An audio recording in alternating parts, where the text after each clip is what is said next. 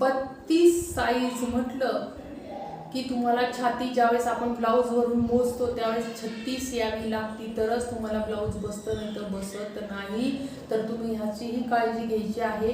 अंगावर जेवढं माप आलं तेवढं ठेवायचं नाही, त्यामध्ये ॲड करावं लागतं. तसंच आपण केलेलं आहे ॲड. तर आता कटोरी आपली आहे 5 इंच,